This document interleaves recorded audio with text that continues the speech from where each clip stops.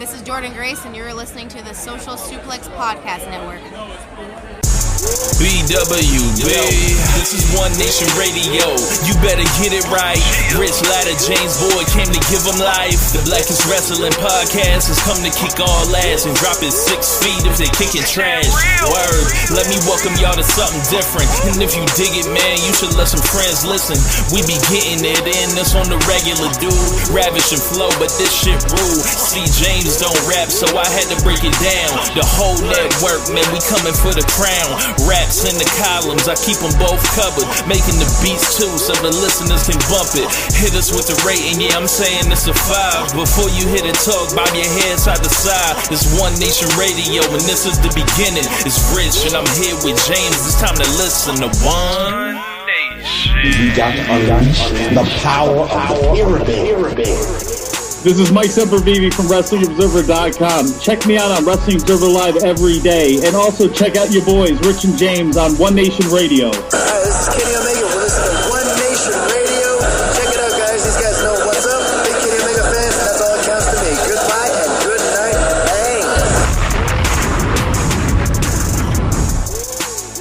Thanks. Hey, folks. Welcome to this week's edition of One Nation Radio. I'm James Bonner. Me, I have Rich Latta. What's going on, man? Not much, man. Just ready for another great show of One Nation Radio. And, man, last week was a hell of a show. I feel like we need to review last week's show, damn near. A show to review the show we did a week ago.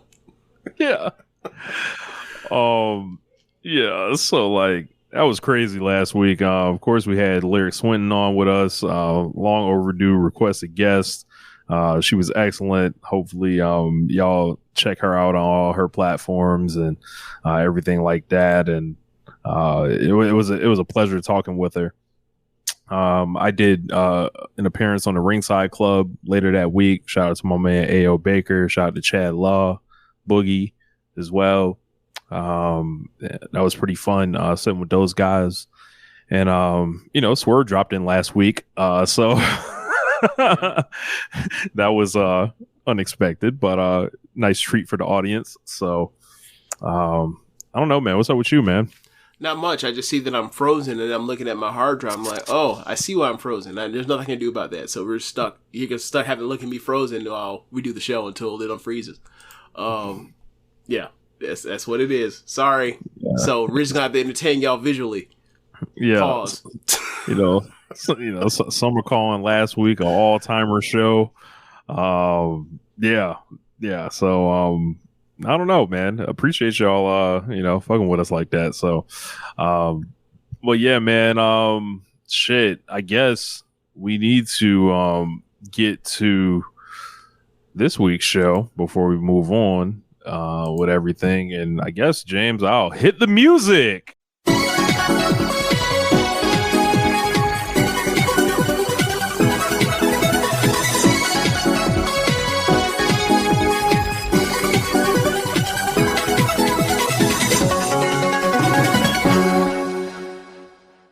Stardom Queendom 2024. Yeah, Stardom All-Star Grand Queendom 2024. All right, man. So before we get into our thoughts of the show, I feel like we gotta catch ourselves up here, because look, I'm gonna keep it stacked. Sai Kamatani got injured, and I checked out of the promotion last year. The rise of Micah, all that, missed it, didn't care. All the drama that went on with the office, all the rash of injuries. It just wasn't grabbing me. So I'm dropping essentially into the show cold turkey. It was almost like I was seeing some old friends I haven't seen in a while, right, when I was watching these people make their entrances. Mm-hmm. So for me, I've been watching this stuff just at afar, and I'm not having been too interested because it's who's leaving, who's going, what's going on with Mari Gold, and then the show happened, and then the show is like, oh, we're a month away, we're 2 months away, we're a month away, we're 3 weeks away, we're 4 weeks away, and I'm like, what is this fucking card? And why are you guys naming it this if you're not going to book it like the namesake from last year? Not even close. And I was very frustrated with it. And I've had, people like Niagara Driver try to talk me down from it. But I'm just like, nah, man, sorry. Like, there was a standard this promotion had held up from the time Bushiroad bought it up until 2023 when the dam broke and everybody got injured. Or half the roster, or half the top stars got injured. And, like, I'm sorry, but, like, when you come out here and you have, 6 of the wrestlers that were booked as top stars in this promotion for that run, and 2 of them leave, so it leaves you with 4 of them, and only 1 of them is doing anything interesting at all on the card after you've booked them to be the top stars in the promotion for like 3-4 years, it's gonna be like, what the fuck is going on with this promotion? Did someone shake a snow globe and the things that fell where they landed with, and obviously they told stories to get to certain places, but it's like this. You go a year from ago and say this is going to be the car a year ago after last year's show, and you say this is what the car is going to be a year later. You'd be like, nah, what happened? Obviously, some things did happen, but it's like this is beyond what happened. You'd be like, were there tragic accidents we weren't aware of, or something, or right? Were there brain injuries, or like what is going on here? Right. So like, so you look it up and down the card, and then like, as the big matches are named down, and you're just like, all right, well, Mayu and Serene, like, yeah, I've wanted that match for, since it got pulled off the table in 2020. Cool. But then I see, like, oh, Momo and Mike is the main event. 3 stages of hell, basically. All right, that'll be good. It'll be good, but I'm not like dying to see that. Like, I don't know why they didn't, say the Kamatani or the Kamatani match that Mike had a few months ago for this. All right, whatever. And they had, obviously, they did do, they did right by Momo by like building her back up, but it's like, I've seen what they've done with Momo over the last 3 years. At the end of the day, I'm sorry, Velkej, it's Momo. She walked out there with that face on. We knew what it was. She didn't even have to have the face on. You knew what it was. Like we have seen how you've been booked over the last 2.5 years. Right? Like, it would. If she had one, it'd be like, what the hell are you doing? So so check this out. So like when I was watching this shit, I was unaware that it was a 3 stages of hell match. I saw Momo get that first win. I almost jumped off my couch like, what the fuck has happened here? I can't believe this. What is Taro Okada doing? Like, That's not that it's a bad thing if she would have won, but it would have been like, oh, these niggas is in the Wild West out here. Right. It's like, I don't even remember how many points she won in the Grand Prix last year for her, and all of a sudden she's winning the title. That would be a fucking shit. That would just Keem, like you lay on Momo. I mean, this is what they done with Momo, man. As my man Zach Porter would say, the coat holder. Right. Momo has been winning the last few months, and that's what my point. Like, they have booked her for this moment, but the thing is, it's the same thing when they put Kamatani after like winning only 17 matches in 2020 to all of a sudden like she didn't lose a single match going into Budokan Hall, and it's like, we know what this is. Like, you realize this person has been not booked at the level to be someone to be in this card, so you have to literally book at snapneck pace for like 2 months, 3 months to get to the match. But we know the good damn well this person ain't winning. Right? I think same thing. I think some of my impressions of this was like just some of the card positioning here is like, all right, Hannon, I get it. They wanna see what they got in her and all that. I'm like, all right. Yeah, it reminds me of similar whatever. Like you mentioned Kamatani, or similar thing where it's like, put you out there, sink or swim, let's see what we have here. I thought she acquitted herself well enough. She's not Kamatani, but still. Like, I went back and forth on it. Like, it was like, we'll get to when we do that match review. Yeah. But, I like Micah and all that, but I'm like, look, man, like, when I see Shuri in the opener and I'm like, Sue Suzuki buried in tags, Kid and Izumi just, in the middle. I'm like, yo, like, let's get this shit rolling, bro. Like, that's exactly what I was. That's exactly like in the little chat that we have on Twitter, where I was like saying this stuff, and they're like, well, it's the stories are well told. I'm like, yeah, but it's like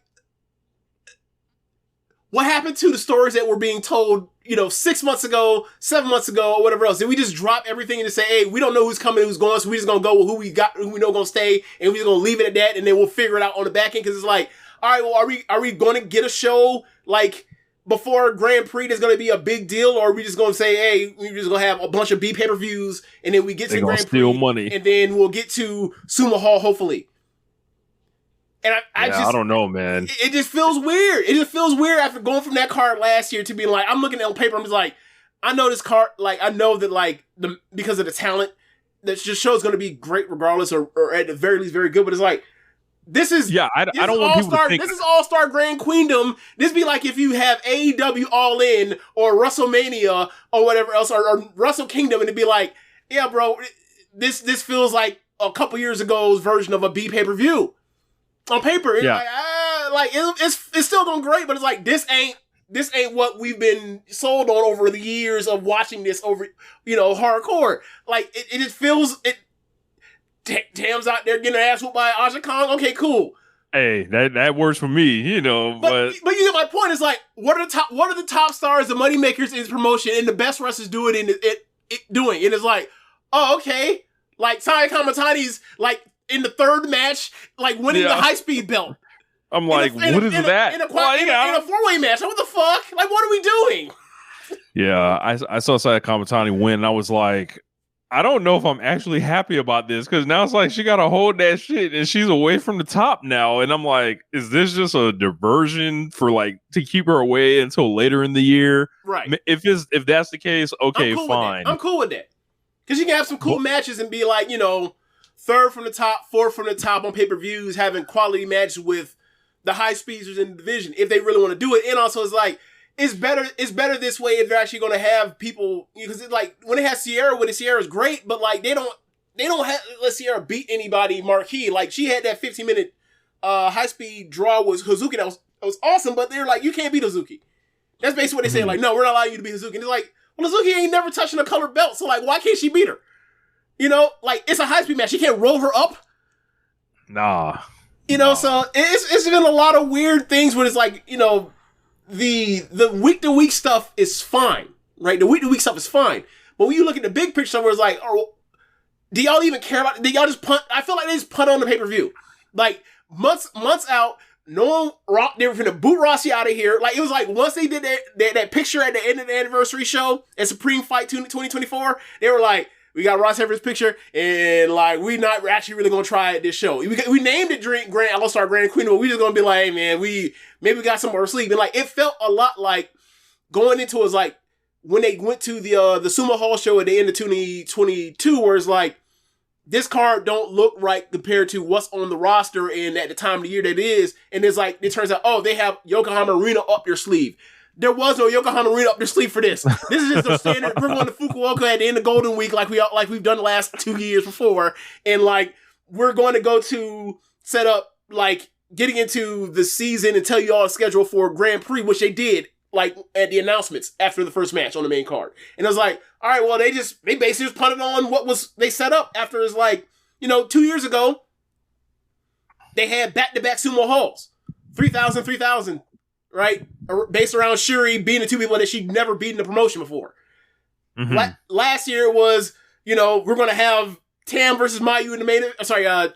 Tam versus Julie in the main event for the red belt. This year it was like, I don't know, 3 Stages of Hell with a bridesmaid that finally got married and a person that's just like now 0-6. Fuck. Yeah.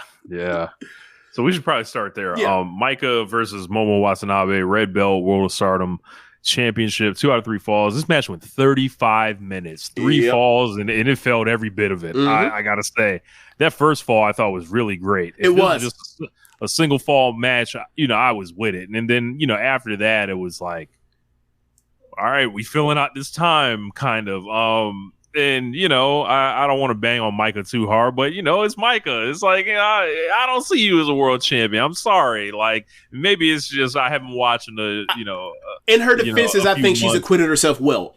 But right, this was a situation where it's like, this match did not need to go 35 minutes, other than to say like, we got to do something to give a hook for this match, because we know that like this is not that caliber of pay-per-view main event for an pay-per-view that we've treated as such the last 2 years before.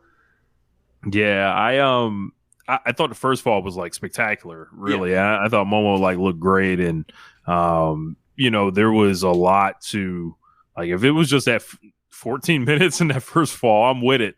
Even though Momo won, they would have switched the finish there, but and then they go into the hardcore stuff in the second fall, and then this last woman standing in the third, and I was just watching this main event. I'm like, it's good, but it's like it's not.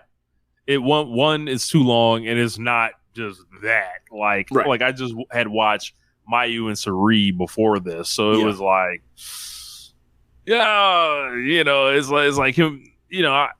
When Julia lost that red belt last year, I feel like this promotion changed forever. Like, it just has not been the same since then. I think the promotion has changed ever since Julia won the red belt. But, wow. And I don't mean that as like Julia shouldn't have won it. Like, nah, she won it and they immediately went and did the Ice Lord stuff, which we like, but like, it's people that, people that she lost in Grand Prix matches to that year, like Hazuki, that she should have been wrestling on pay-per-view or whatever else to get her wins back. And like, they went with the Suzu match, which like, they should have done the Suzu match, but like, did an anniversary show, wasn't nearly as good as the Grand Prix match they had. And then they went with the Yuki match, which is like with the Maya Yuki match, and then they had the fuck ass double count out. And it's like, all right, I enjoyed the match. Y'all beat the piss out of each other, but it's like, oh, it's a double count out, and like we find out later, neither one of you want to put each other over. Great, so glad you decided to book this match. Love that. Yeah. So, it's been weird. It's been weird ever since. And then they put it on Tam, and they immediately say, "Hey, Tam, go out there and like." Not wrestle anybody worth a damn as a main event caliber wrestler. Like, as far as skill, when we put the belt on you. Great. Awesome. That's real fun. It's been a real fun year with the red belt. Like, why did we take it off Shuri again? Oh, okay. So yeah. Look, just because it was time, I don't know. There's no knock on Tam or Julia, because obviously they've had enough matches to prove they could, at the top level, they could do that. But it's like, if you're not going to put opponents in front of them like you did with Utami, or sorry, what you did with Mayu and Utami and Shiri, then what are we doing?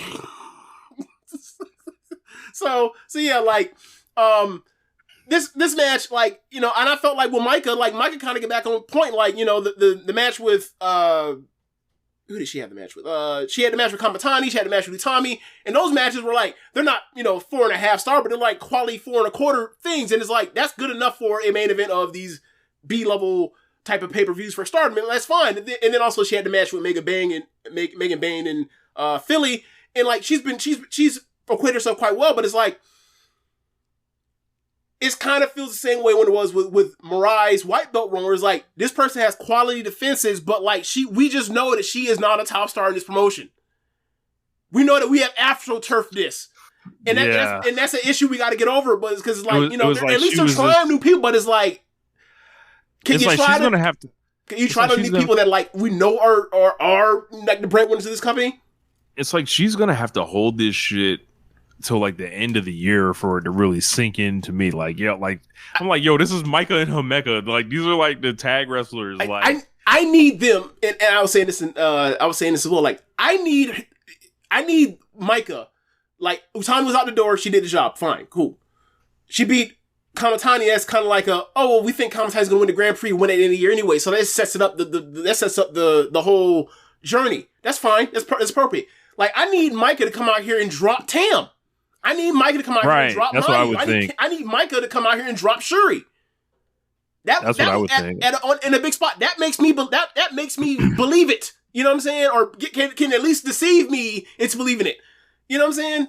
So yeah, that's my main thing. Is like, if you're really gonna go with Micah, put her over the way that you put over like Kamatani when Kamatani was beating Utami and Tam in Sumo Hall.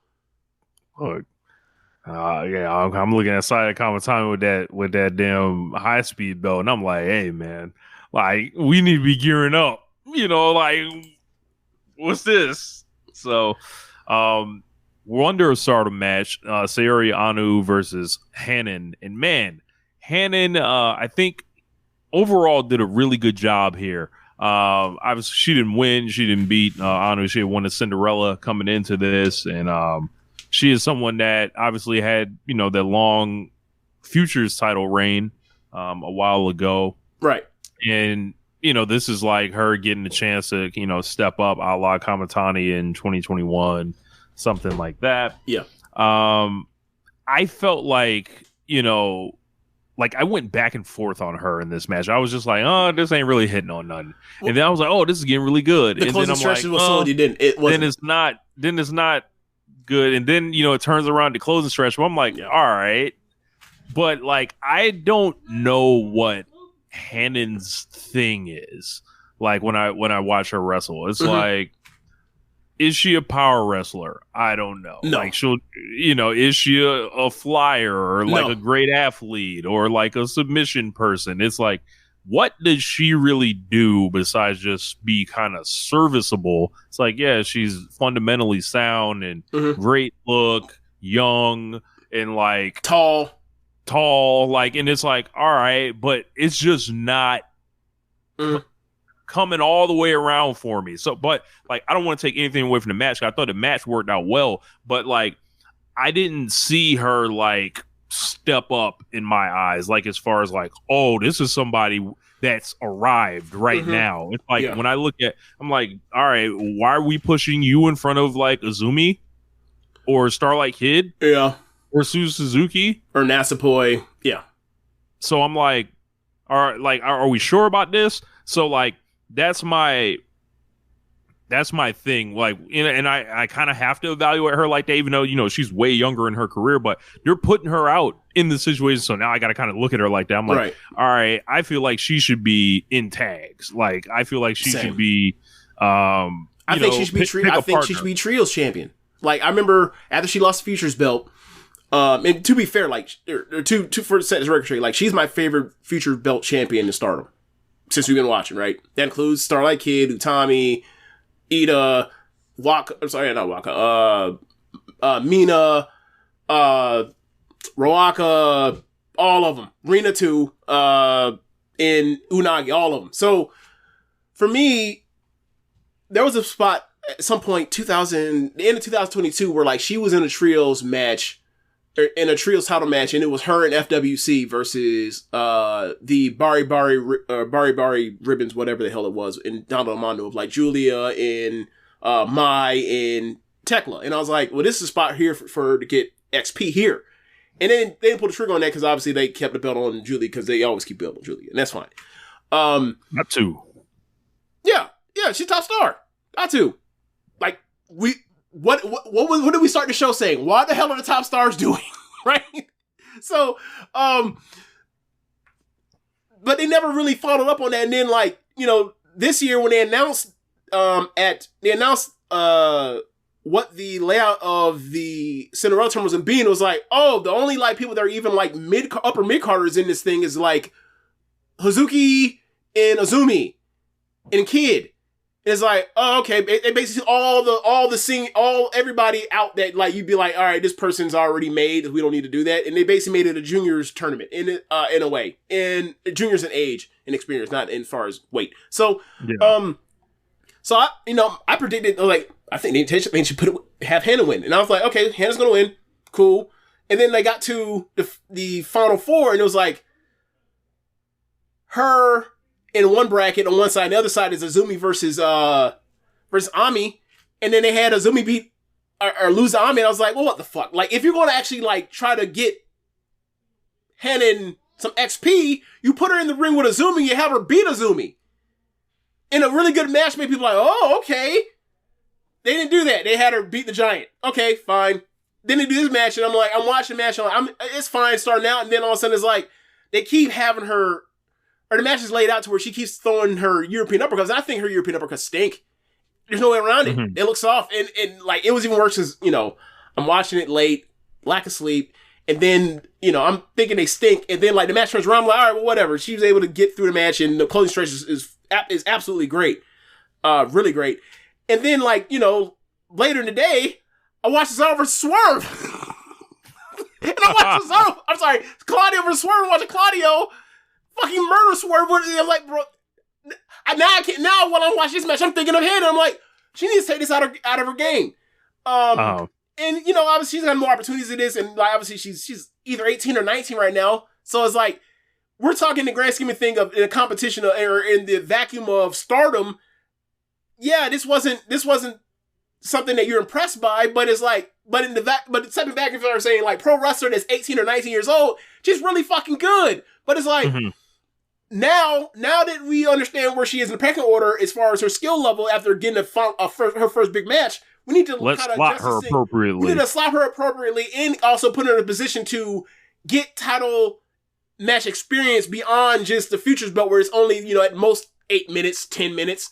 We need to get her into some you know, trios, tag team stuff that actually help grow this. If your plan is to actually grow this. If this is some one-off thing, I'm not going to be happy because, like, she is, well, I don't think she's like the Azumi, Utami, Starlight Kid, you know, at a lack of experience, lack of age level that she's at right now for her age compared to those three.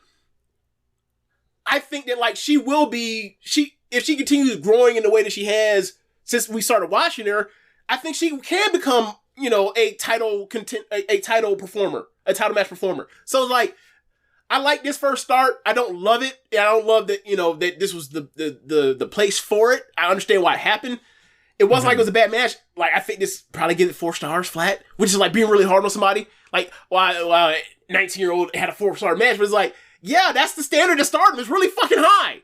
So yeah, especially with like the other people that are around. Like I think that makes that's the thing. The thing is in the thing of like it'd be like saying, hey, Nick Wayne went out there and had a 4 1/4 star match. You'd be like, and like for the international title against Okada, it'd be like, great. It'd be like, yeah, bro, but like he could have been wrestling Phoenix. What are we doing? What are we talking about? Right. Yeah. So long term, like let her keep doing her thing. Like, and I think the 5-star is going to be very important for her this year. Right. Like, let her get to like let her finish like top 2 in the block or something like that. Like, you know, this should be the test because like this is really her 3rd Grand Prix. I don't think she's had a consistently good one yet. Like, she needs to go out here and have a consistently good tournament, and then we go from there. Like all progress is not linear. We need to see an uptick here. Like, we just saw a good sign here. Not a great sign, a good sign. I'm hoping to see something great from her. So we didn't mention Ano like at all. Like, it's like, yeah, like Ano's like a Money in the Bank kind of wrestler, I think. Like, it's like, all right, she's Ano. Like, there's nothing, really to say. Like, she's just awesome. I think I'm starting to see a pattern with her. And I think she relies too heavily on an incredible closing stretch. Like, this has been a thing with her now where, like, I've seen enough to know, like, if her match isn't hidden or whatever else, you can just wait, except for that Natsupoi strap match. Like, if it's a regular rules match, like, if it's at a certain level and you're kind of like, what the hell's going on? Like, the closing stretch is going to come and it's going to be great, but it's like, you need to kind of even this thing out. Like, she's really good at closing stretch, but like maybe act 2, she's kind of there's something left to be desired at sometimes. So yeah, like, but I like her with the title. She's had good she's had defenses, but it's one of those things where like she jumped the line, and I'm fine with that if she's going to be someone that's going to put someone that was in that line in that queue for the white belt over eventually. They've been selling this Natsupoi match for pretty much ever since the anniversary show. So like eventually they'll get to it. But I don't know if it's necessarily her, or if it's going to be Starlight Kid or whatever else, or whatever happens with the rest of this new look of Cosmic Age, but we'll see. Yeah, man. IWGP Women's Title match. Let's go. The long-awaited Mayu Iwatani versus Sareee match. The Sun God. It was time to sunset. It was nighttime. It was rain. Whatever you want to do that gets rid of the sun. It happened here. But this match was spectacular. No Pretty Ricky here. I think, like, I watched like these entrances, and this felt like the main event. This felt big time. Well, this felt like, hey man, like, what is Sareee doing? Like, what? Like, I know, she's a freelancer and all that. It's like, hey, man, when you gonna come put the jumpsuit on? Quit playing. Which jumpsuit? Because, given what's happening politically, she might put the yellow joint on, the black and yellow on. So we'll see. That's true. True. She'll be back in black and yellow. She'll feel accustomed to it. She's been in black and yellow before. So sick, absolutely sick. Wait till we find out that's the reason why he went with Marty Gold. Bring that. I can get back in my schoolgirl outfit. Oh my man, God. Stop that shit. That shit was sad. I'm whatever. I'm not getting back into the fucking Sailor Moon ass Cerise schoolgirl shit or whatever the fuck that was. She's a magical girl. But anyway, yeah, man. That's just fucking awesome. Like, I will say, it might be. I might have to rewatch it, and I might have to rewatch it in a back-to-back situation with the Shuri match from 1-4, because I think I'd like the Shuri match more. But either way, we talking about some 4 3/4 star level shit at the worst. Yeah. I think I'm 4 3/4 on this. This shit right here, nigga. Yeah. So this match for me, I've been waiting on this thing since 2020. March. Is it March 8th, 2020? Whatever, doesn't matter. But 1,540 days since Shuri ducked out to go to the E instead of putting over Mayu. And, I was waiting for this. And, you see my backdrop, my favorite wrestler got this win. And I saw, it was funny because I was in the Voice of Wrestling Discord for the show. And, people were like, well, what? Maybe Shuri wins this. And I was like, sir, this show is sponsored. This is a Bushiroad show.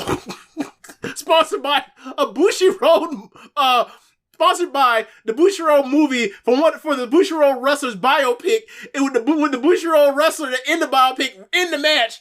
I mean, who the hell paid that money for her to lose here? She's gonna come in here and she's gonna be spectacular and she's gonna throw this is first time I ever saw a Suri. Gonna be a bunch of big kicks, big headbutts, real headbutts, shoot headbutts, and a lot of big suplexes. But at the end, the Sun God will do a job to the last icon of professional wrestling. Just like I've wanted for years, just like it was supposed to happen all them years ago. Can't run when you finally home. Zach Porter, I know watched this in horror, man, I gotta say though, man, I was really impressed with Suri. Was this your first time ever really seeing her though? Yes, that's why. In her element. There you go. I've watched her before, but in Japan. Yeah, wrestling at the top, wrestling another top level person in a big spot. Yeah. Looks way different than America. Yeah. No, I did not see the Arisa match. That match was probably better. Yeah, please drop the link in the One Nation Radio Discord if you can for me. I'd love to see it. But yeah, I saw this thing and this just what stood out to me was just how spectacular Mayu Iwatani is. Also, thank you. I said James. Please say something nice about Mayu Iwatani. It's never happened. It's been years. We've been covering the show. You've never really ever said nothing about Mayu Iwatani in that way. So go ahead. Have it. I always thought I was very complimentary of Mayu. Very complimentary, but you never been like, yeah, James, your favorite wrestler is fucking awesome. You never really done it that way. So go, the floor is yours. Let's hear it. How about it? So one thing you can look at her in this is just how she gets killed in this match, right? But then she rises up with spectacular offense.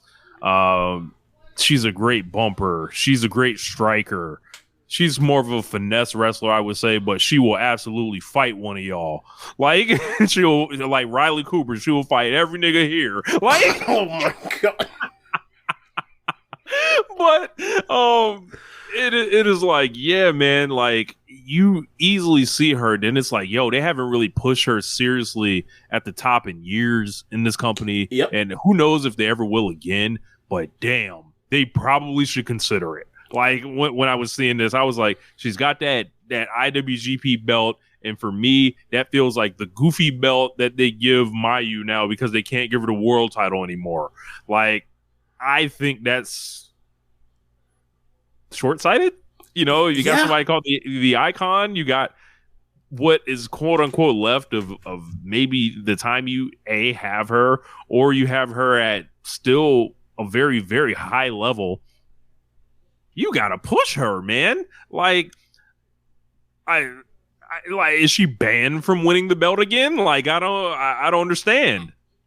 I don't know, man. Like, you know, they put that belt on her, and she's been out of the both belts, out of the red and white belt scene, and I think that has hurt some of the other wrestlers. Like that damn sure hurt Tam. That damn sure hurt Julia. After that draw they had at the anniversary show in 2022, right? Like they never settled that. And then obviously they still never settled the Tam and Mayu thing. They keep going to draws. They went to a draw in the Grand Prix last year. I don't think you even watched that match. So their last 3 matches have all gone to draws, right? So 4 matches have gone to draws, right? So it's like, all right, this could have helped Julia and Mayu in the title, but they put that goofy belt on her, right? So that's another part of this. So, yeah, like, you know, Mayu's Mayu, and she's been this ever since I've been watching her, right? And that's why she became my favorite wrestler. And you know, like, the company is doing this stuff, and, like, you know, it's made more stars doing it this way, like downcycling people. But it's like, while they've downcycled her, the only story to really, you know, really invest yourself in with her was, like, you know, Starlight Kid leaving, and like, you know, and you look at, you know, what's happened with Donald Normando going away, Cosmic Angel splitting off into, you know, the Club Venus now becoming NXSV. 080 Tai just had a roster, just had turnover. You know, Gazai just had Konami come back after losing Mirai.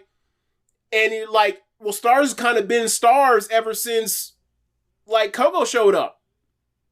That's been, I mean, obviously, they did add Yuzuki, but Yuzuki bolted to go to Marigold. Like, we've had this. I'm going to start banging the drum. How about we push Mayu Utani? Like, you know, unless they feel like they can't for whatever dumb reason. Yeah, we can't possibly push, like, our biggest star of the last half decade. We can't do that. We can't push our most versatile wrestler in the promotion. No, we can't do that. Not possible. No. Yeah. We can't push the motherfucker we made a movie after. Yeah, like, it's, you know, I don't want necessarily her to be on top at the expense of trying to, you know, elevate the people that haven't reached a certain place that are talented enough to reach it. But you see matches like this, and a match she had with Shuri on 1-4, and you're just like, who the fuck's better? And we've been saying this, I've been saying this for years, who the fuck's better than Mayu and Shuri in this promotion? Because if you have an answer, it probably walked out the door to be the new face of Marigold and Utami. So, you know, but, you know, whatever. Like, she's great. They give her shots or whatever else. And in her big spots, she's fucking awesome. This goes back to, and it's been around this belt. Like, goes back to when she lost the inaugural match to Kairi. Like, she's been fucking awesome with this belt.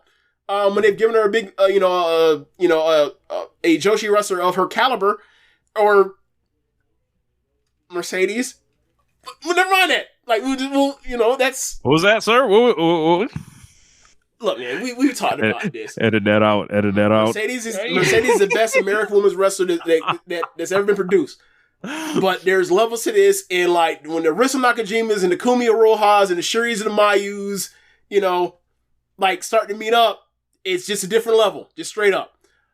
So yeah, like, super happy that she, you know, got her crown moment, and, like, you know, after she gets to win, which was incredible because, you know, they're kicking out of the big suplex, they're kicking out of the dragon suplexes, kicking out of the moonsaults, and she finally hits her 2-stage dragon suplex, gets to win, and then out comes Tsukasa Fujimoto, Ace Vice Ribbon, you know, came back not too far ago, right? She had a baby last year, a year and a half ago, She's back. She's been back for a little bit.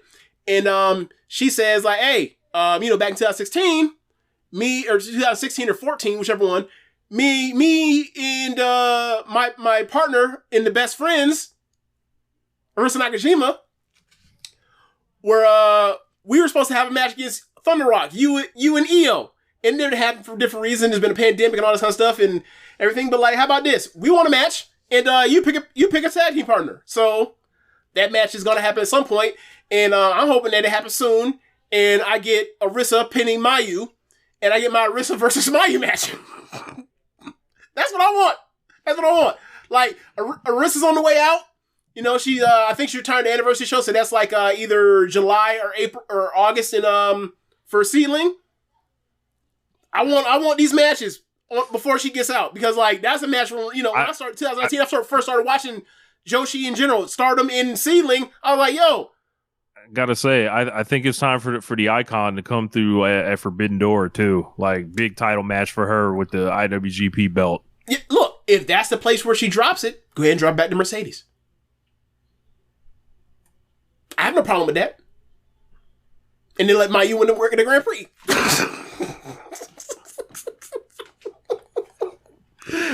Yeah. So yeah, man. So I'm over the moon about the match, and like, quite frankly, given the way we sounded talking about this show and the main event and some main event, it sounds like we've been griping about 2 4-star matches. Then we get like a actual legitimate one of the best matches of the year, and it's like, what the hell are we complaining about? But it's like, it was so weird with the card plays with the top stars, but like the final 3 matches were all at the worst great, and this match is the best one, and like, I think putting this match third from the top as opposed to the top, I think that the red and white belt matches suffered. So, match below that, we get the Goddess of Stardom 4-way match. We get Crazy Star, Mei Sierra and Suzuki versus Oedo Tai, Rock and Starlight Kid, Queen's Quest, O2 Line, Azumi and Miyu Amasaki in FWC from Stars, Hazuki and Kaguma. And Rich, you see this match? Yes. Rich, a blazing blur. Yeah, a blazing blur. Rich, are there, now keep in mind, like I said, Rock is in this match. I said Miyu Amasaki is in this match. The other 6 are absolute killers. I was seeing this match before it started, and I was like, I don't know what they're going to do with Roaka and with Amasaki. Obviously, Amasaki can move, but obviously she's not nearly experienced as everybody else in the match happened. I was like, oh, never mind. They just going to have a damn 4-way tag, high-speed match, Lucha rules, no tags. It was fucking awesome. And I was like, and as I'm watching, I'm just like, bro, there are not 8 American women you can put together to do this match. There's just not. There's not. Yo, it's just a different caliber. Bro, I watched a pre-show, right? And I was watching Rina and fucking Rana Sayaka Kuwar. Oh yeah, the new Sayaka. Rara, excuse me. Yeah. I was watching them, and I was just like, this is so much more high level than like the majority of like what's going on TV. So, I mean, especially the last few weeks, we keep putting Georgia on there. Yeah, you got a point. Yeah. So, love this match too, and Mei Sierra, she's awesome. Her and Suzu, they fucking rule. Yes. Starlight Kid's in there across from Izumi, and yep, they played into that too as well. Suzuki and Kaguma. Yeah, this was like everything. Everybody had their moments. Everybody had their moments in this match, and then at the end, you have Mei Sierra in there with Roaka, and Roaka tries to cheat to win, doesn't happen. She ends up getting pinned, and then at the end of it, Roaka turns on Starlight Kid, and Oedo Tai gang whoops Starlight Kid out of Oedo Tai. And then out comes Tam, and Tam jumps over the top of Starlight Kid's body and absorbs the beating that Starlight Kid was taking. Tam jumped on her and was trying to protect her like Roddy Piper in WCW from like an NWO beatdown of like Ric Flair or Macho Man or some shit. He was going there and cover her. You know what I thought you was gonna say? I thought you were gonna say it's gonna be like when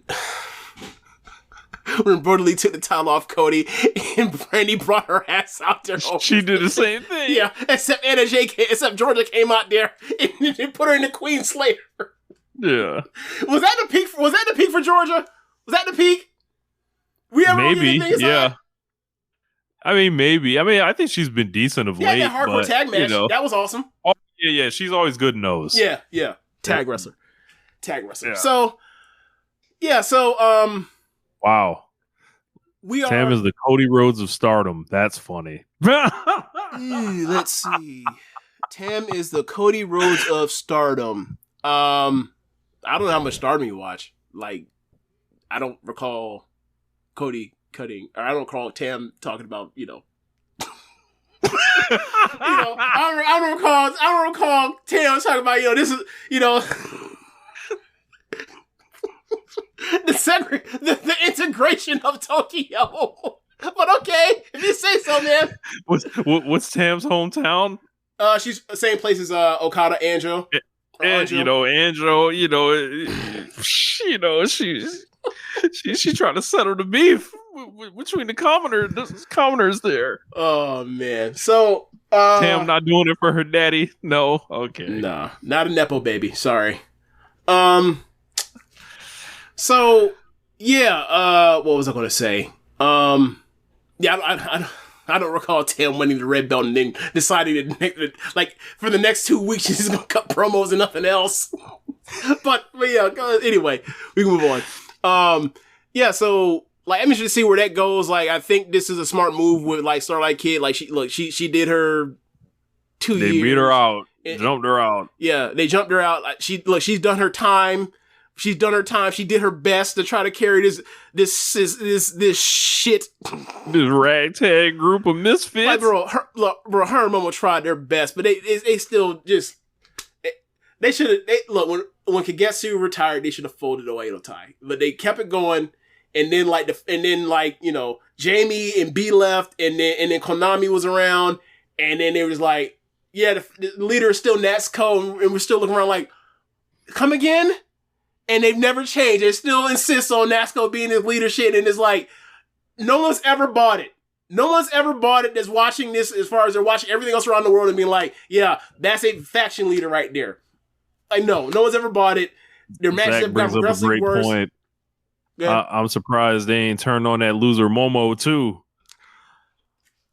I've seen people think that that's kind of on deck too. And look, if they both get out, God bless them. They did as best they could. Yeah, they like Wembanyama on the Spurs. It's like we out here with these jackasses and they can't do nothing right, and we out here doing our best. We'll get to Tekla later. Yeah, Dr. Lariat. Yeah. So, next match. So, actually, before we finish that, so, because FWC didn't get pinned, and I think they were the first people to challenge for the belts before it turned to a 4-way. They said, hey. Like, every Golden Week, last 2 years, we've had a big pay-per-view in Fukuoka on that Friday or Saturday.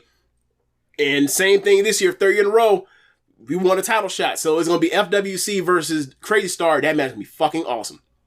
So I think that's Friday. That's going to be fucking, or no, maybe it's, I think it's the 5th, so it might be Sunday. That match is going to be fucking awesome. So I can't wait to see that. Keem, Starlight Kid, and Kevin Durant of Stardom right now. God damn. Nah, man. Starlight Kid didn't tear her ACL, man. Anyway, so he say she jumped from team to team. How dare you? That's terrible. Side to side. Terrible. Anyway, look, after you go over there and you do your time, you say, hey, look, I'm trying to carry. And she damn sure, her and Momo both tried to carry, and they bats gave out like John Henry on the fucking railroad. So look, she's entitled to be back on the money team with the rest of the top stars, okay, in this company. So so good for her. She did her best. She tried. Starlight Kid need to prove it to me. She need to go through hell. This was a deviant for years. That's true. Like, you know what I want to see though? You know what I wanted to see? And obviously, this rule applies with Stardom where it's like, if someone gets jumped in your faction and like you were in a main event or some main event situation, you never come out and I don't think it's an actual rule, but like no one ever comes out to save somebody if they're in the main event. It never happens. Like the closest thing you get is like Prominence at the 2022 anniversary show comes out, and then like Julia comes out before like her match with Mayu. That's the closest thing you ever get. But that wasn't even a title match. So like I think like I want to see like the behind the stage footage where they kayfabe it, where like all of a sudden they like because I expected like Mayu to run out. I was like, Mayu, please run out. Please come out here. Please come out and get your fucking sister. I want to see them tag back together so bad. So Tam comes. I'm like, okay, that works. But like, I want to see the video backstage where Mayu's backstage in her locker room, and all of a sudden the word comes out that like that she got that kid got jumped, and she goes to run. Is like, no, don't worry about it. Tam got her. And she's like, I couldn't save her. Fuck. Well, anyway, you think Hazuki is just gonna be fine with her just walking back in, like it's all good? I think she could, considering Hazuki just quit on it on time for years and then came back out of nowhere and said, "I'm just running Stardom. I'm not going back to them losers." They made Nasco the faction leader. They ruined this thing. I'm not going back there. No, thank you. I will take these good checks, not the bad ones. So anyway, but we'll see. Match before that. High speed 4-way match. Saya Kamatani. No. Is that? Oh, that's right. The tag match. The old school all-star tag match. Yes, the old school. Yes. The old way. I'm with old school. So, Tam Nakano and Natsupoi Melt here versus Aja Kong and Kaoru Ito. And historic moment. Aja Kong. A historic moment. Aja Kong is finally back in the #1 judge promotion in Japan. It's been a long time. Good for her. All it took was a motherfucker she hated to be fired for her to immediately show up. Yes. So finally steps into the World Wonder Ring. Yes. Aja Kong. So, all right. Goddamn right. Let's address the obvious. Look, man. Aja Kong and Ito are in their 50s, and they haven't been able to move forward over a decade. I do not care. And when they were asked to bump, it looked bad. It looked really bad. Now we have that criticism, and we've acknowledged it. Move that to the side. I love this fucking match. I do not care. Aja Kong, wrestle as long as you want. I don't care. Bro, keep going. Bro, how do we get a belt on her? The way that Meltzer did this to an extent with Nanai, with 7-Up. They were running around Aja Kong like, bro, they were running around Aja Kong like Ric Flair and Lex Luger, but worse. Yeah. Like, look, man.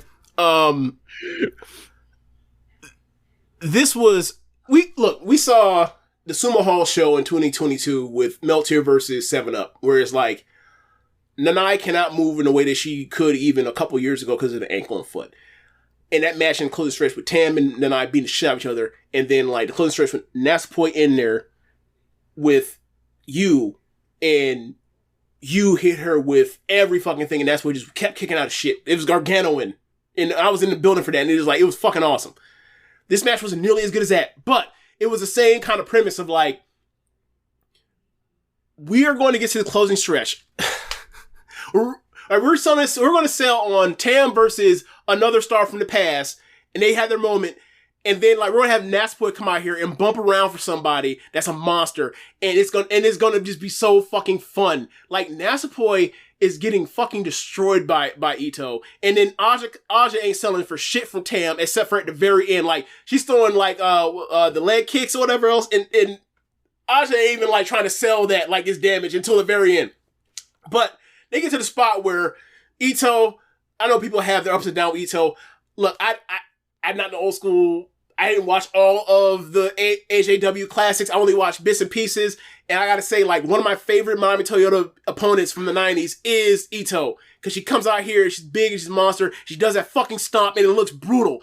Once this match was announced, I was like, Natsupoi finna catch this fucking double foot stomp from Big Ito. And Ito did it, and it was even nastier than I thought it was gonna be. if we had found that Natsupoi had to be rushed to the hospital with eternal damage, I would have believed it. That's how brutal this fucking thing was. God, I don't.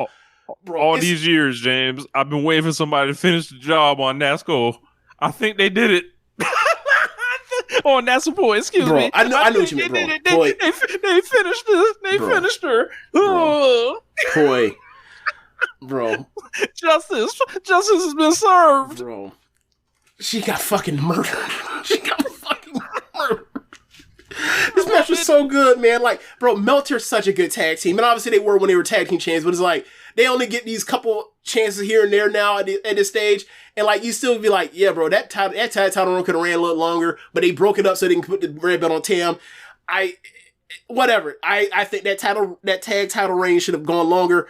But yeah, man, like, they're just fucking awesome. Just fucking awesome. And like, they made, even though, you know, those two couldn't move, they did so much bumping, it was like, you could forgive it at times. It was a blast. It really was. And like, you know, as of course, the old Carnies go out on top. They beat two of the breadwinners for this promotion.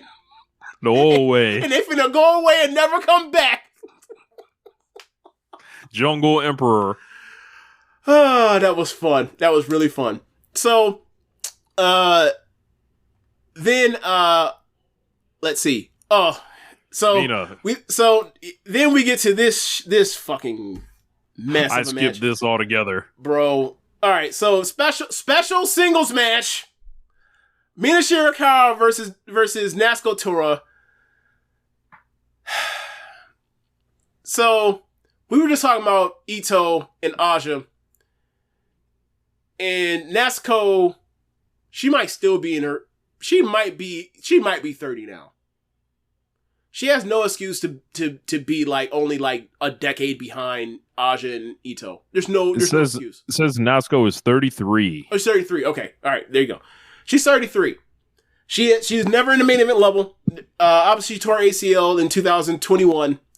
But there is no excuse for that. Like, she can't bump, can't move, can't wrestle. Bro, 90 seconds to the match, they already pulled me out in the match to start getting heat and whooped on in front of the ref, and I was like, what the fuck?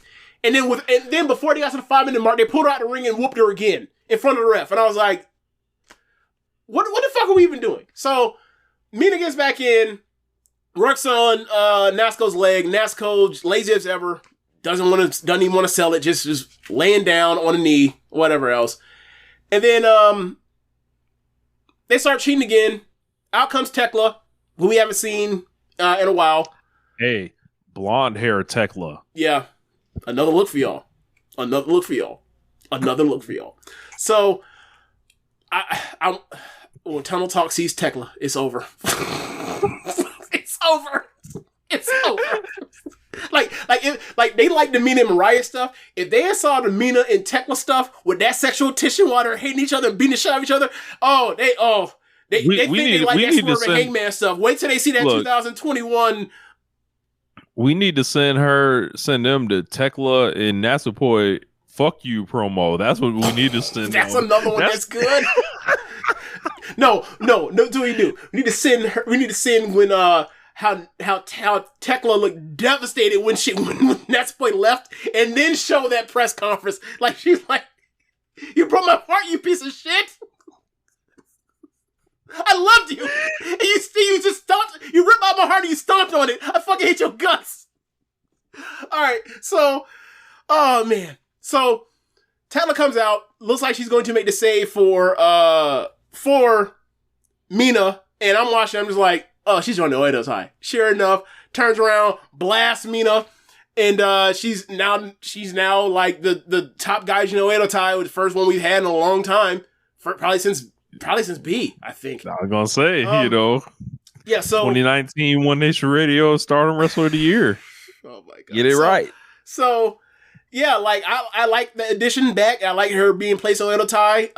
If she's not going to be, obviously, she's not going to be in the XSV or whatever else, and she's not going to be a freelancer or whatever else, or bouncing around, floating around, kind of like Crazy Star is. And yeah, put her on Oedo Tai. Like, breathe some new life into this. Maybe somebody else can make this thing work, because like, honestly, no one can make it work, but it's like, you got to keep giving people tries to see if they can fix this thing. And the only real answer is someone has to go, but no one want to make the person go. But, so here we are, Tekla, and at least we got a very, very good wrestler in here, in Oedo Tai. It was real spooky with what Starlight Kid there. It really is. When you think about like the kind of the way the roster's been rejiggered. I guess we can move on from there. Tekla cuts a promo, great promo. She says, "I am not a side character. I'm a main bitch," or something like that, or a main event bitch, something like that, one or two. And she says, like, I am now basically, she basically like saying she's gonna be the idol killer. And then she mentions Mina, she mentions Natsupoi, she mentions Tam, which is like a great starting point for her. Cause like, hey, I get to be the heel and I get to wrestle top stars. It's like, what do you want? Do you want to join? Do you want to join NXSV and wrestle Oedo Tai? Or do you want to be in Oedo Tai and wrestle the actual top stars promotion and make some real fucking money? Right? Like, is that Vince McMahon, Bret Hart list? Is exactly what that was. So, happy that she's back. I thought she was gonna show up in Marigold, but she's here and like it works out because like obviously she's very talented. And I thought that she should have got a stronger push. Then she ended up getting injured in 2021, and that sucked. But yeah, like match I would suggest for her. Yeah, it's time to push a button on her. Yeah.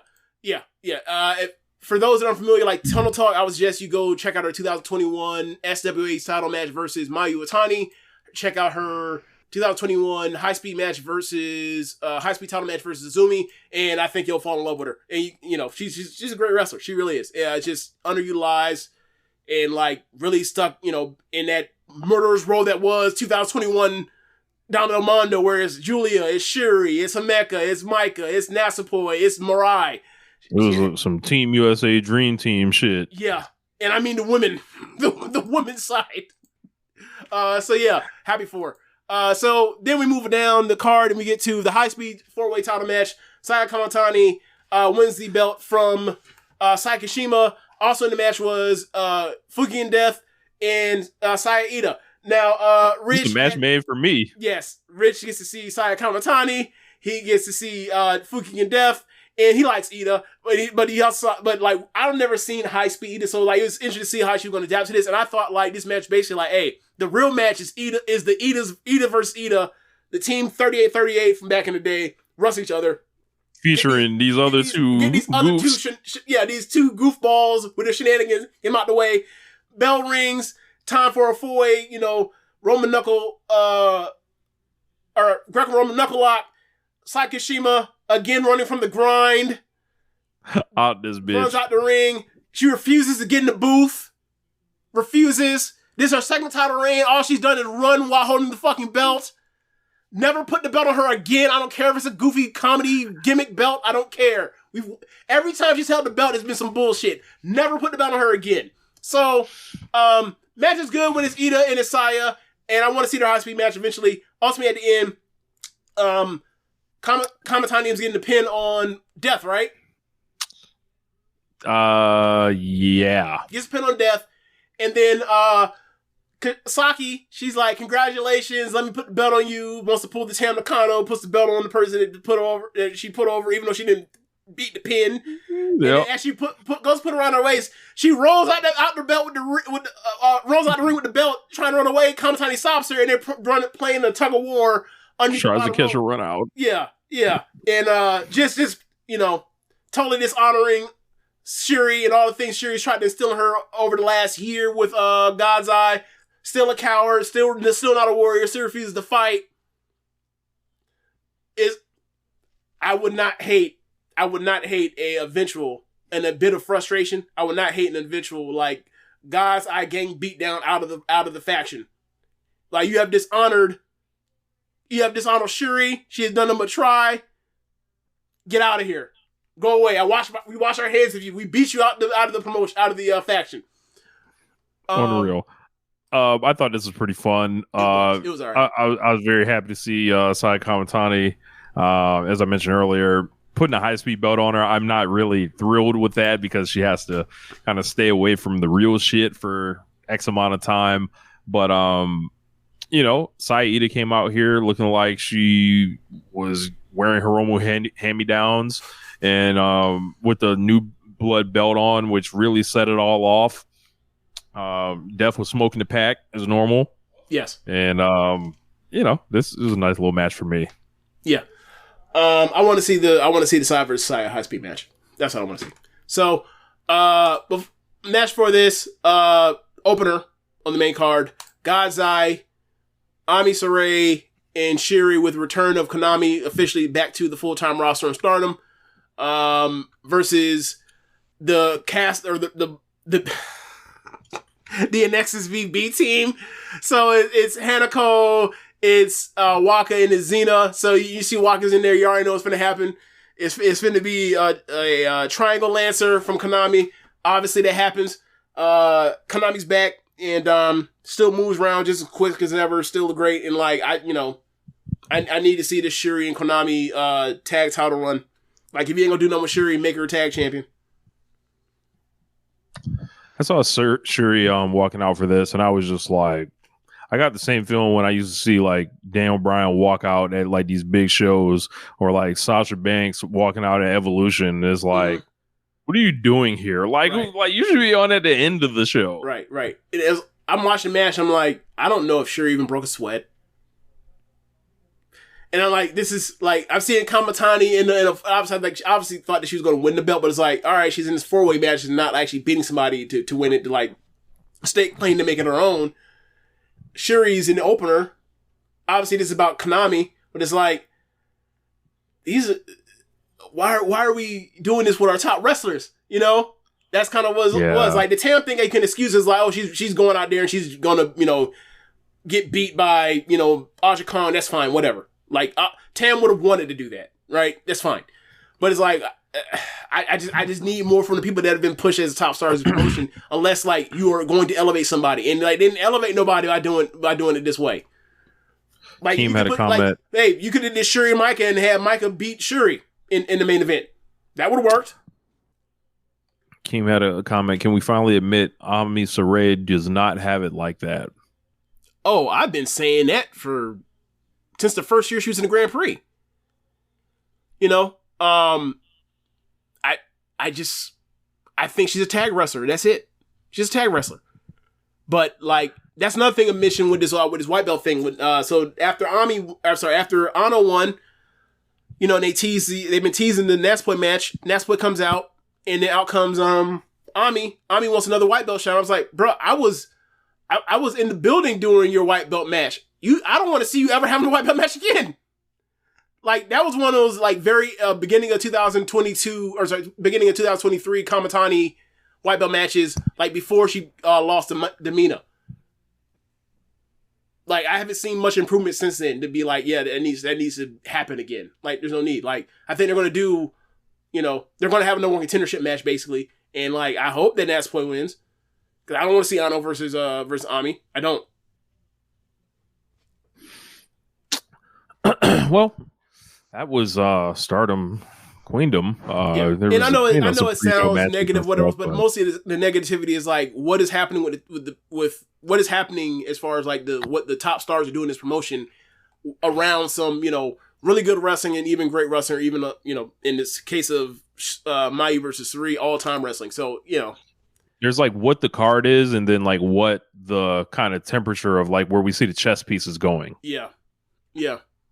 And like I'm checking in. We'll review the Fukuoka pay-per-view, whatever else. But we'll be back on Stardom because like it seems like now that they've kind of know who's staying, who's going now they can figure out where the hell they're headed. So now they have no excuse. Like, I don't think they really had much of an excuse for this card, but like now there's no excuse. Like, they better get their shit together in time for Grand Prix, and then obviously after that. So, big announcement, everyone. We have some new merchandise for One Nation Radio. I believe we got a hoodie up right now, as well as another t-shirt design. You can go to onelifetimeworldwide.com. I'm wearing one of the One Lifetime shirts, which is my brand here, and you guys can kind of see like the distressed look. Got the Power of the Pyramid first release shirt on there. Make sure you guys check that out. I'm gonna see if maybe I can pull and show a quick photo of it here. I think you guys can see right here. And it's backwards, but you guys can kind of see how it is. Put your order in, it's drop shipping, it'll come right to you and all that. So we'll put the link for those in the podcast, space. You check the notes. And if you ever wanted to rock the One Nation Radio gear, fly shit, to the show or wherever else, fuck with your boys. But yeah, man. Some other stuff was going on in the world of wrestling. Big Tony Khan had quite a week. So it started, I would say, with the angle at the end of Dynamite where he comes out to the ring after meeting with the Elite earlier on, and welcoming Jack Perry back. Jack Perry comes out, cheered thunderously, I might add. And then, he kind of like looks around and he's like, yo, I just want everybody to know, essentially, like, this building right here, I've had a lot of great moments in my career, blah, blah, blah, like, and I appreciate y'all, da, da, da, da. And, it was pretty cool. And then he acted like he was going to make up with Tony Khan, blast Tony Khan in the stomach with the microphone. Tony Khan jumped straight in the air like an arrow and then, falls straight down. He sold that gut shot with the mic the same way that Rock would sometimes sell a stunner, where it's like, how do you leave your feet off this? What happened? Like, how are you leaving your feet before you hit the ground here? Like, was there a like a change in ground, or did he hit his head on the mat? I don't think so, because it looked like he cartoon bumped and then his head bounced against when he landed, like his head hit the back of the mat, and then he was kind of like, oh, my head hurts, and he's like, oh, well, I gotta sell the stomach thing. Then he turned over like in a delay where like my head hurts, but I also gotta sell the stomach. That's what it looked like. So the Young Bucks rush out to the ring with Okada, and they're like, hey, Jack, you can't be treating a billionaire like this. And then they pick Tony Khan up. No. They picked him arm by arm, and then like I'm like, they're about to get his dude. They're about to get his dude the EVP trigger, and then Okada stops him and like, no, you can't be doing that. And they were like, you're right, we can't do that. We're gonna get this man a whatever EVP driver, Meltzer driver, Tony Khan driver, whatever the hell. So Kazuchika Okada gives him the double thumbs up, like, hey man, don't do that. Do something else. And Kazuchika Okada's whole energy behind this is like, I don't know that nigga like that. Like, y'all go ahead and, get to work or whatever. So they give this man the TK driver. First off, I thought the angle was phenomenal. Like, this thing was so entertaining. This is great. This was like, I was like, oh my God, they've fucking done it. Like, they've come out here and was just like, all right, we're putting hands on Tony Khan now. Like, I was like, do y'all expect people to go against the Elite? Because they're not. When this happened, I said, what are they going to do? Are they going to turn Tony Khan Hill and make him Mr. Khan? They didn't do that. What they did was they had them beat the hell out of him. And like, for me, it completely justifies them playing the video. Because if he just shows up without the video, you can't be like, well, what? We don't even know what really actually happened. We're like, nah, nothing really happened, and he was sent away for months. And then you also have the part it was where like a multi-week thing, like, right. And then you also have the part where it's like, for months, Meltzer probably getting work because the same thing with Matt's back, right? Whereas like, Tony Khan has been reaching out to him, whatever it was. It is like they've set course for all this stuff, right? Or seemingly they have, right? And we'll find out one way or the other, but it's like, this is all using the things that were happening and talked about, like, from, the news reporters. And it worked. And like, this does in the back end justify why they decided to play the video after all that stuff. And then, the Meltzer driver then turns into, well, he's a neck brace. And I guess we go from there with a neck brace.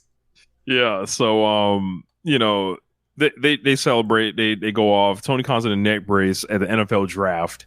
So it becomes clear to me what this is. I was like, oh, this is a rollout. Like, so they said this man ain't no promoter. They were saying this man was a promoter the night that not a real business. Rich. They said this man was a promoter the same night that he's fired Tony. He fired CM Punk and they said, I'm going to open the shows with a promo. Be there and watch it.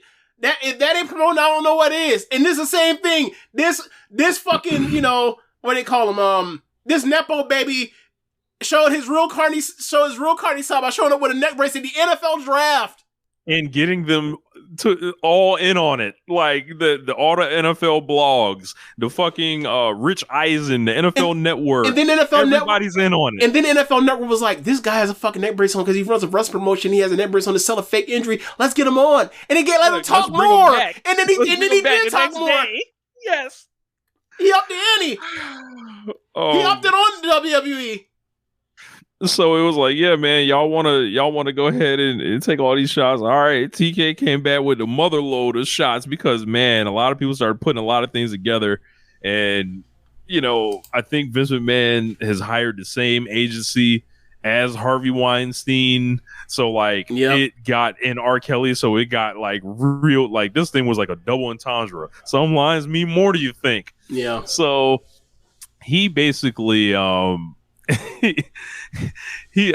just gonna directly quote him. So he was like, basically talking about, this is one of the deadliest moves in pro wrestling.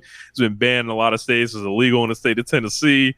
For them to do that to me in front of millions of people around the world and a great audience live Wednesday night on TBS, it scared me. It scared my family. I feel really lucky. I'm here at the NFL draft with the Jaguars. I'm still able to be working with the Jaguars in AEW right now.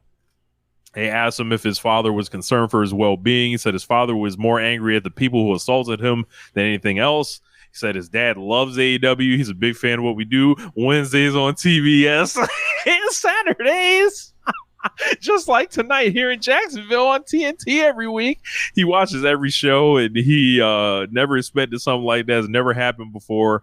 Then he got into it. He was basically like, yeah, man, AEW is the most successful challenger brand since the AFL pre-merger.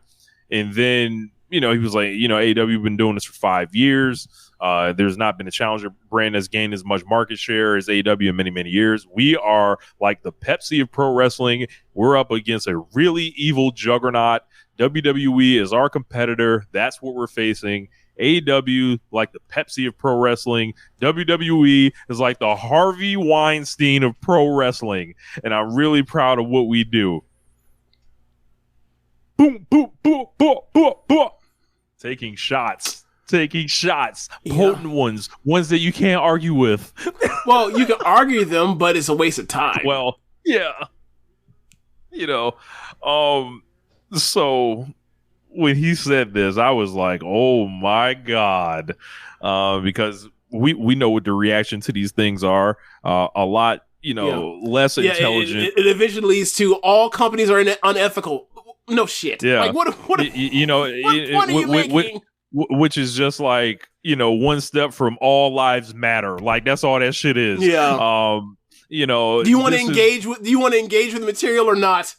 Right. Because you can just say no if you want to. You don't have to engage with this. Out. Don't tweet. Stay home. Leave it for the real niggas. Like, I see this, and then of course, like always, Tony Khan has to stop talking about WWE. Tony Khan is just being so unfair. Vince McMahon is no longer with the company, along with like a sham Legento activity report that drops about Vince McMahon selling all of his stock, which comes out. Apparently that's not true. As well as Nick Khan, apparently that's not true. Like all this like released within hours of each other to try to like muddy the waters. If you can see the gentleman with the laser eyes over my shoulder, Legento activity. But we saw it at WrestleMania weekend. We saw people just take shots and just shoot at the company. I'm still waiting for like the the hour and 50-minute like podcast from Tony Khan to equal what happened from WrestleMania weekend. but you know, but I guess this is so much worse than that. You know, if Tony Khan wants to like come on a show, I will welcome Tony Khan on One Nation Radio. If he wanted to just air his grievances or anything, I only a couple degrees separated from him, so I can't. Mr. Khan, you've gone on lesser shows, so feel free to come through. But I can't believe that.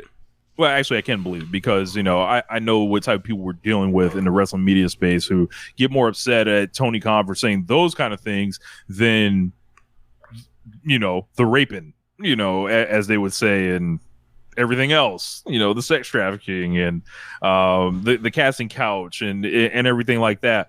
But or the part where like, people that knew about it are still with the company. Correct. Which is correct. I think I saw you have like a point on it. I don't know if it was you or not. It was like, if this were any other like form of anything, right? If this was like a crime syndicate, if this was a mafia I made the family, YSL thing. Yeah. It was like, hold on. So they got rid of the leader, but like they left like everybody else that was like, that had knowledge of this, and then nobody else got implicated. Yeah. Avon's out of here, but they left Stringer. Really? Right. Really? Okay. All right. Yeah, man. But yeah, I don't have any problem with Tony Khan doing this whatsoever. He should do it more. I don't have problems with them talking shit back and forth. Like, it rallies both of their bases. Like this is what both of the fans want, except for the part where like the other one gets to reply back. Like, AEW fans hate when Triple H or CM Punk says this shit, but WWE fans, they love it. And when Tony Khan did this, AEW fans loved it, and WWE fans hated it. That's how the tribalism goes, right? Like, that's how it works. So yeah, man. Like, I'm just glad we don't have to pretend. They are making both of their fan bases happy by doing this. So why not do it? What? Nobody's getting hurt by doing this. It's amazing. Like, if you want to say like, yeah, this is really we are downplaying Janelle Grant and others' pain. I'm willing to hear you on that. So yeah, I'm willing to hear you on that. However, I'm saying this, but I'm going to stop at a certain point and be like, hey, you know what? I'm not going to go for when they call someone a rapist. Like, sometimes it is score points. Other times they say, hey, the rapist is a raper. Yeah. Like when it's like, yeah, y'all don't care about Janelle Grant. Like, when I hear this as a defense, it's like, well, you don't care about the rapist. Like that's the response to this. And it's like, and the motherfuckers that are still in power that are covering all this shit up. Or you could be like, you don't care about her either. You just want people to stop saying it. Yeah. It's wild, man. So like in the midst of that, Tony Khan's putting over the angle that happened with the neck brace. Could you have brought one of the wrestlers on with him, sent Swerve out there? Sure. I think I would have been my one way to improve this, but this was a big week between that and then the Collision show. There were a lot of awesome matches throughout this whole thing, and I kind of starts with like Swerve and Kyle Fletcher, and Swerve and Claudio, and his first promo as a champion, basically calling out the Elite, saying that was a bitch move. And I was on the Ringside Club last week, and I was like, man, for someone to go against the Elite, it feels like it's going to have to be somebody worth a damn. Like, it can't be people that are going to get swallowed up. Like, you don't send FTR out here to fight on behalf of Tony Khan against, on AEW against the Elite, because I know who the fans are going with. Like, you're going to need, and there's no disrespect to FTR, but they just don't make the shit shake like that. Did you see that survey from I did. Do you see that like FTR was on none of that shit? I did. Okay. The We move on. top We people, move on. top people, Will Ospreay, Swerve, the Elite. Yeah. I'm just saying. I just wanted to say that and move on. You know, just to throw a little jab at Floyd and then move on. He listens. You know. Love you, Floyd. Yeah. But yeah. When I see the Elite and the star power they have and the momentum they have right now, you're gonna need someone like a Swerve to stand on the opposite side of that, and it looks like what is set to happen here. Calling them out, but you know, we'll see. You know, obviously they got the angle for next week in Winnipeg. We're gonna see who his opponent is at Double or Nothing, but is it just one opponent? Is it two opponents? I don't know. So we'll see. But he had 2 matches, Kyle Fletcher and then Claudio Castagnoli. Man, that Claudio match, and he defended the title against Claudio. Bro, I was sitting here on Saturday night just so happy watching that match. It was so great. And that fucking dive on the shoulders, reverse into the uppercut. Chef's kiss.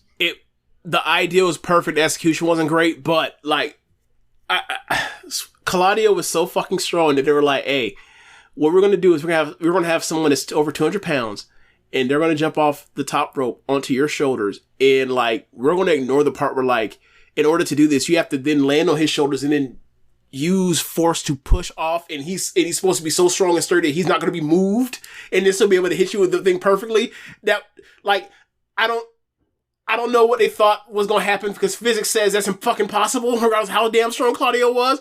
But like the idea that they did that and then like that was set up the pop up uppercut into the swerve stop at the end. Like that was excellent storytelling. Excellent storytelling for a finish.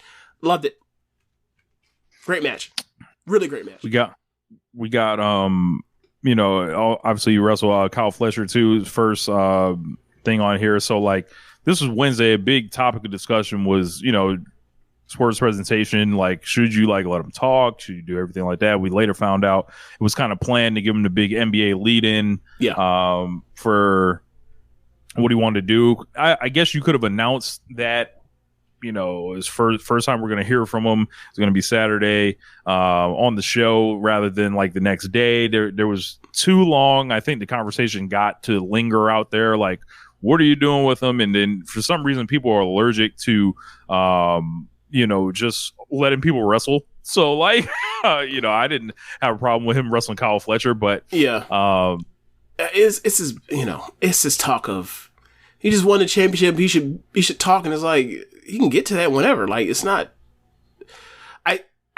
If you are accustomed to seeing it done a certain way, you were going to say it's a mistake. It's not a mistake. It just didn't work out that way. We got Mina Shirakawa making her AEW Dynamite debut, taking on Anna Jay. What'd you think of this one, James? I think I'm tired of. I think I'm starting to get to like where I was with seeing Sky Blue on the show every fucking week with Anna Jay. Like enough. Like enough. We do we need to keep cycling through these white women like this? I had a joke there. I'm gonna just like let that one just pass on by. Like, I was happy to see the Mina. I was long too. Time coming. And then the match happened. It's like, well, I would like to see the Mina versus someone that you know can do things that make a better match. But was for naught. She got on that plane and then flew back quickly. Yeah. Well.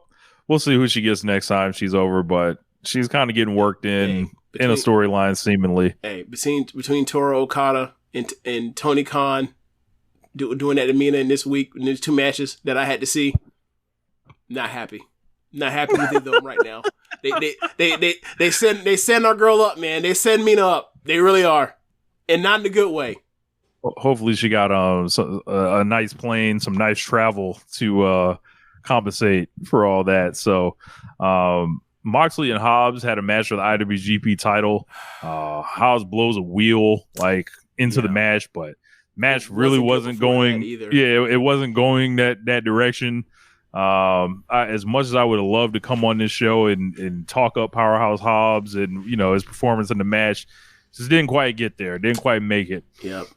So do we have an injury report on him yet? He's injured for sure. Oh yeah, he's not going to be around for a while. But we don't that's have. What I thought, but I wondered if he was. We don't have the diagnosis yet. Okay. No. It stinks. He's having the best. He was in the best stretch of his wrestling career in the ring. He really was. Yeah, I was really rooting for him. Just like all the shit everybody was talking. I wanted him to come through. But hopefully his knee's all right and he's able to get back. So yeah. Trying to think what else. We had the Willow and Mercedes face to face. I really enjoyed this. Yeah. I thought this was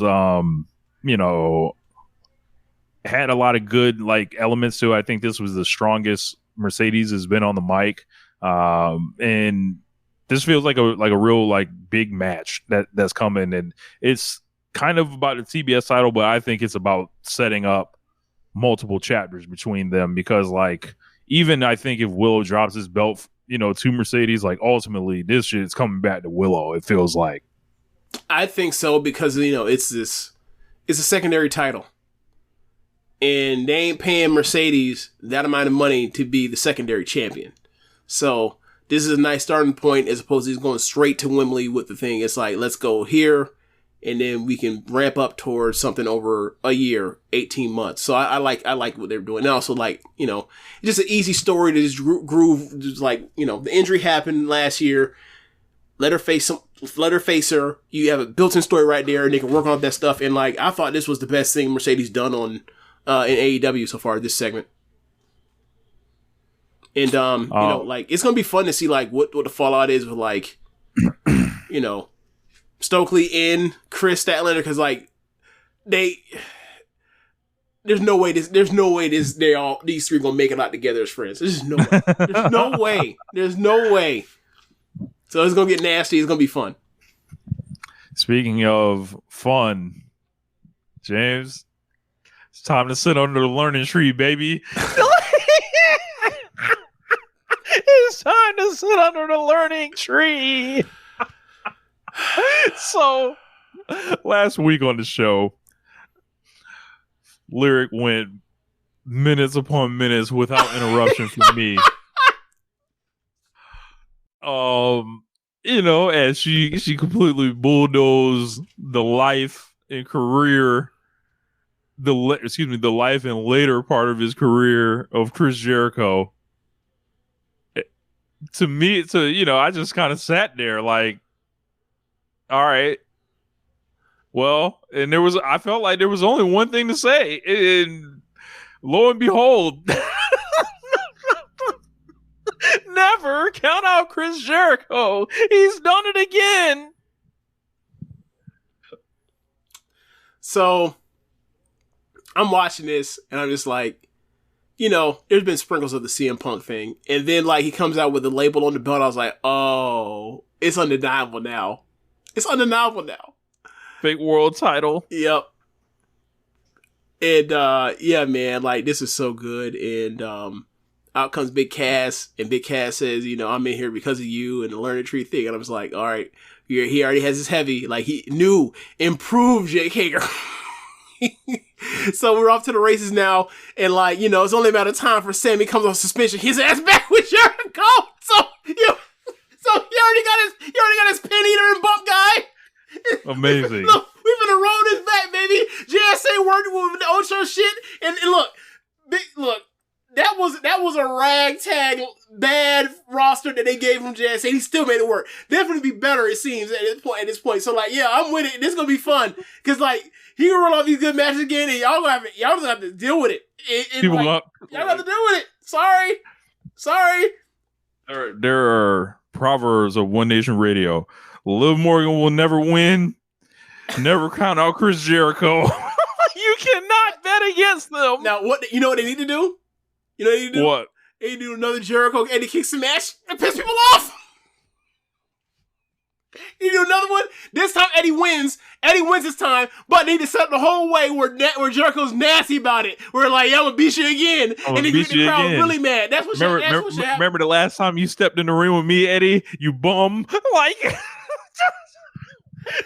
Yeah, bitch had me please try to look at him. Like Yes, bro. Like, they should do that. Eddie King should win this one, but like set up where it's like, yeah, you know, remember how mad y'all was when I beat this man and he threw me in the fucking barbed wire? Y'all didn't care? That's exactly what should happen. Like, bro, Jericho won that match so he could go put over like the Danielson in the tournament. No one gave a fuck. No one cared. Amazing. But yeah, man, the learning tree. I'm interested to see where it goes. And he's wrestling Katsuyori Shibata next week. He drops his graphic. You can fucking see Chris Jericho right next to me on this thing, or right here. Look at this smile on this man's face. He knows what he's doing, man. He knows. This is a master. He already knows it's working. He already knows. This is a master. Knows. He already knows. And when he beats Shibata next week, oh my god, y'all, that review man, y'all better not let me see him on the timeline. I'm gonna get him. I'm gonna let y'all know right now. What review man? The review man. The people know who I'm talking about. 90s All Japan man. I'll get you. I must have missed this one. Yeah, but let's see what else do we have on this show. Yeah, that's pretty much it. You know, Jack Perry's back. And all that. Glad to see Big Jack back. Of course, number one selling shirt on our Pro Wrestling Tees. Mammoth Reception. Spotlighting a new unit. Man, this is kind of going my way right now. Yeah. Like after Wednesday, I was like, look, man, everything I had as far as like fundamentally, it's an odd fit. I'm like, I see it now in practice. I'm like, it ain't gonna matter that like the Young Bucks gonna get booed like crazy and he's gonna get cheered. It ain't gonna matter. It's just hot. It's just hot, and the crowd gonna rock with it. So, whatever heat they got, whether it's boos or cheers, they got it, and it's gonna work for them. Like, now we got to worry about like how we gonna bring this into him. You know, getting a belt besides TNT. Was he TNT champion? No, he was. What champion? He only won the FTW belt because he failed to win. Yeah, you're right. He never won a belt and then he turned on Hook. That's right. So like now he need to turn this into like, all right, he beats Christian or not Christian, but he beats Copeland or whatever else. That's what it needs to turn into. Like he actually finally gets the actual sanctioned AEW singles belt out of this. That's what needs to happen. And obviously ain't gonna be Okada's International. Indeed, we jacking off. Crazy. But insane behavior. Saturday, or excuse me, next week, Kenny Omega said to come back. Oh, let's talk about that. Yeah, what is in your mind of what's going to happen there? Because it's going to be. I got so many things in my mind of like what's going to happen. Like it can range from he ain't really cleared, he's fooling people getting cleared, but he can take a stomping out and they finna stomp the shit out of him to establish new elite to get more heat in Canada, piss people off. Like it could be Hangman coming back. Or setting up for Hangman to come back too with it, like, and we don't know where Hangman stands with the elite, like, and if Swerve's on the other end of it, like, what happens with Swerve and the elite obviously ends and who he chooses because he hates Swerve, but they also suspended him. Like I'm really interested. Like I haven't there's like, a lot of moving parts. I haven't been this interested in the storyline in AEW in a minute. It's fun. It's fun. Like could like. Swerve end up, coming to Kenny Omega's aid with like, when they're whooping his ass. Could Kenny Omega be pulling a ruse on everybody and be like, yeah, I'm good to go? Could it be like, I've been watching these streams that he's been doing, on the streams, he's like, he plays like he's totally checked out. Like he's Brock Lesnar, like he doesn't watch the show. He's like, yeah, I didn't even know I was supposed to be. That's been his long running gimmick is that I don't watch the show. He's like, I didn't even know I was supposed to be there. Like, I was thinking about going. I guess I saw the graphic. I was advertised, like shit like that. So, look, I don't know what's going to happen. Doing like WWE with people. Yeah, you remember when Copley used to tell the story about like, like it was Raw 1000 or SmackDown 1000, and they advertised him, and he's like, they ain't tell me I was going to be there. They just advertised me. He's like, what am I doing? Because if you don't tell me what I'm doing, I'm not showing up. And then they did the Becky Lynch thing where told him about his stupid neck. Yeah, a couple comments. I did see that the TK like did an interview like today, basically saying him and Omega are on the same size. They have common enemies with the elite now. So I don't know. There was a lot of interesting stuff. So this could be like one of the major angles. Like I had told James, like back in the day, WWE would do like when they were booked, like, you know, competently kind of, they would do like this big summer angle essentially to be, you know, SummerSlam shit 2013, The Authority. Right. Shit like that. Like, Awesome Truth 2011. Right. When they like beat up the CM whole Punk inside of Hell in a Cell. The pipe bomb, like all that shit. Like, Money in the Bank Tell. Or sorry, and every year what happened, the Nexus debut, different shit like that. Yep. So I thought that's what this Elite attack Tony Khan thing is for me. I think that's like the ultimate, like, you know, like we're gonna pull the trigger on this. You know, we're gonna pull one of the bottom cards that we have out the deck. Like, yeah, this is an ace or whatever. So like you think they're gonna have a lot of things to do off of this. We got the return of Rey Fenix on Collision, wrestling against the former tourist who goes by now the Beast Mortos. My God, I miss this all-time great wrestler. I saw this guy roll out there, and this shit was just like the matches happening, and then it just keep getting better and better and better. And this motherfucker was doing anime moves out here, James. Shit that I don't recognize because I don't watch the cartoons and all that. Y'all showed me, like, I saw, I think Keem, it might have been him. The Standing on Business? Yes. And yes. I saw that and I was howling. Yeah. When Goku stood on Nappa's head. Yeah. I know. I don't know if Keem sent it, but like when I saw him do that, like first thing I sent it to the chat, into the group thing for Largo Loop. I was like, yep, that's not what this is. Yeah, man. It's crazy how Phoenix. You remember how like Westbrook would get, you know, like a decade ago, Westbrook would get knee surgery and they just come off the table and beat Westbrook again. The most athletic you've ever seen. This is like Phoenix keeps going underneath the knife and then coming back and like nothing's don't matter and nothing's changed. He still wrestles with reckless abandon. Like bro, this is the dude different, bro. Dude different. And I'm telling y'all now. I said this to Rich and I was gonna tweet it out, but I left it alone.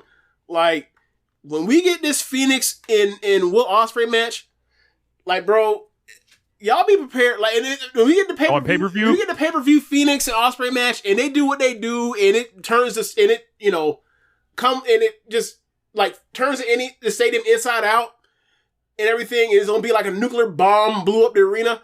Like, I hope y'all are prepared for like the backlash to it.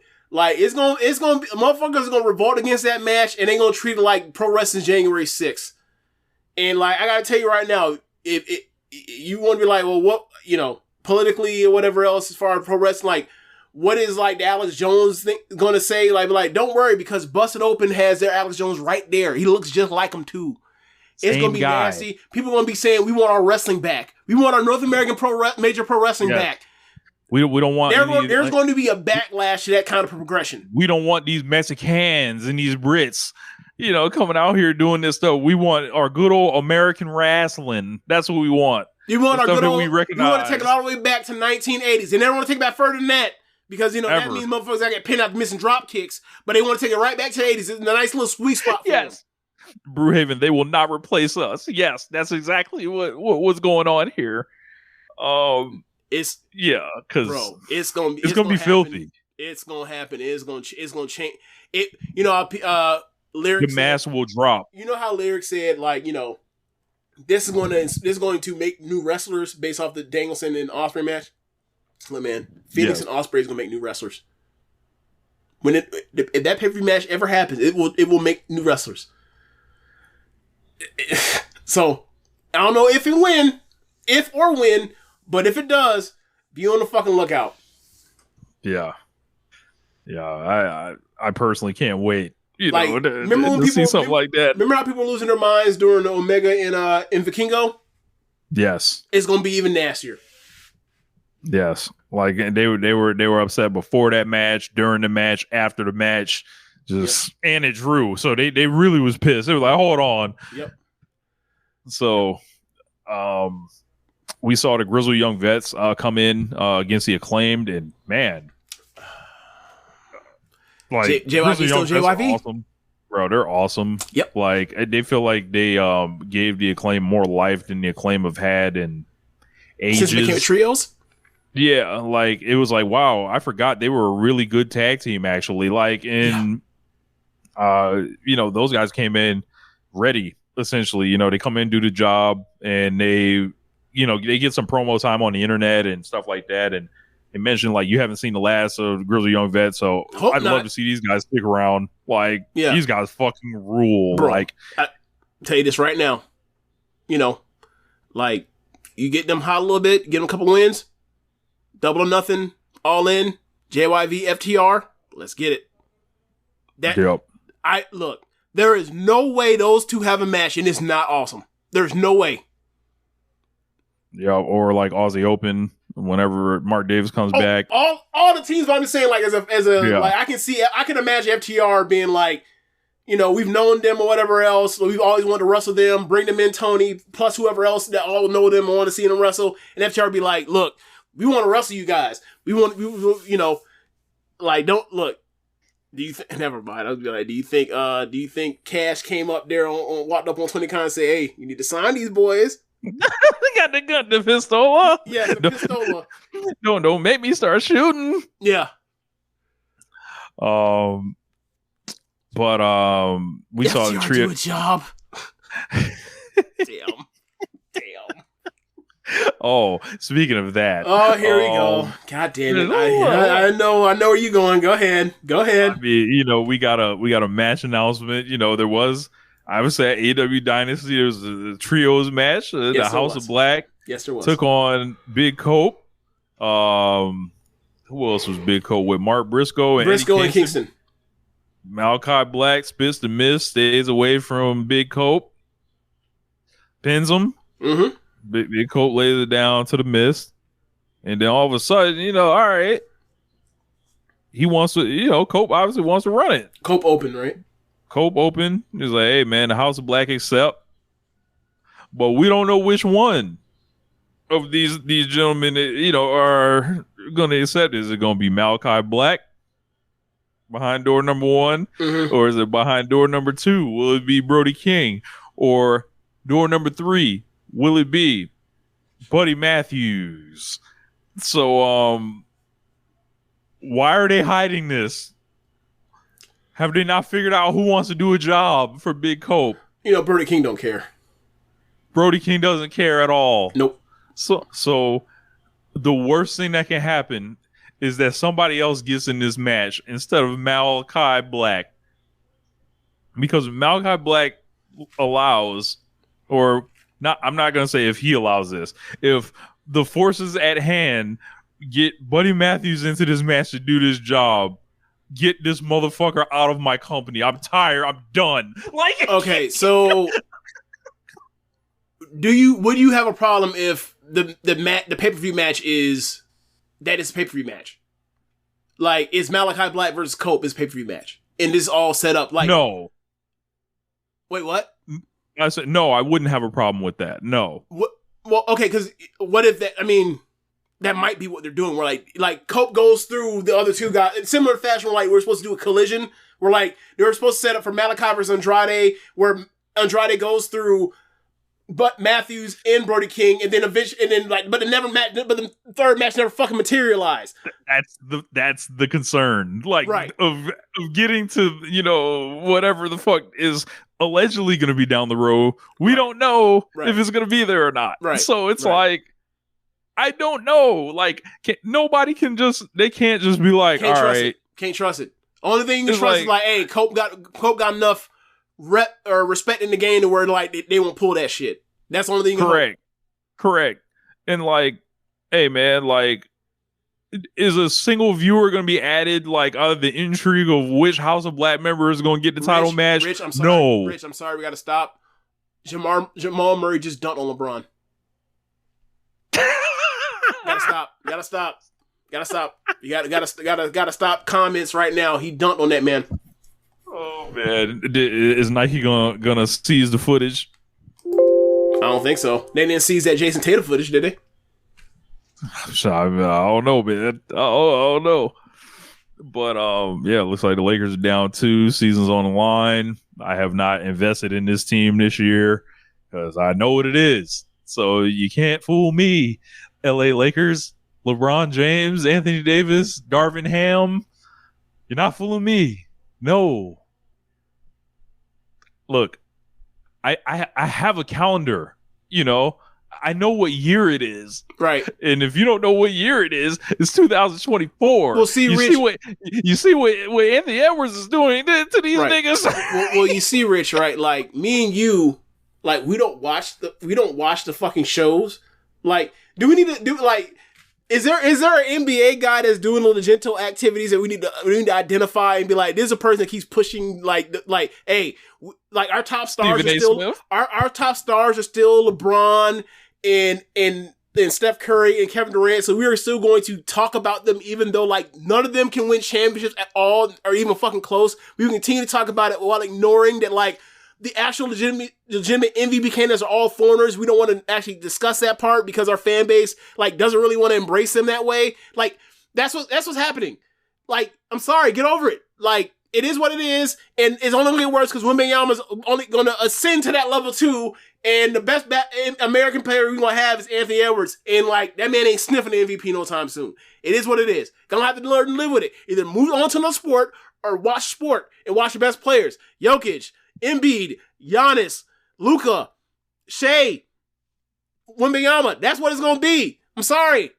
I like an American player to be good too, or be at the top, but it ain't gonna happen because this Wembanyama nigga is nothing we've ever seen this before in his promotion in his profession before. Sorry. Hey, and while we got Denver on top, like Jamal Murray, that's a Canadian too. So like, well, we know what that man turns into come playoff time. Yeah. Playoff Murray. Yeah. So sorry, we get back to, lecture at hand. Yeah. What else? We got the return of Roosh. That was cool. Yeah. Now, Brian Alvarez mentioned this, and I think he has points when it comes to this with the promotion of what's happening to look forward to on these shows where, like, they just drop stuff at the 11th hour seemingly online to say, hey, Phoenix, after, he was a champion, he's going to be on the show. Roosh, Swerve, whatever else is like. I agree with him. And I've been agreeing with him as far as like, hey, like, it's cool to have, one or two things not announced that it makes it appointment viewing on the 11th hour you want to announce. But like, it feels like too much stuff is not already figured out. So that's why they're not announcing it, and then they announce it the day before, 2 days before. And I think obviously they got the main thing taken care of right now because they have this hot angle with Jack Perry, right? And that's going to lead us into Anarchy in the Arena and Blood and Guts. So that's fine. But like, I think like a little bit of more housekeeping down card would be for the best right now. Because they got the main thing taken care of right now. But like, we got a title match here and there. If you got a title match and you feel like it's going to be, that you're going to do it, pull the trigger on it, just call it now.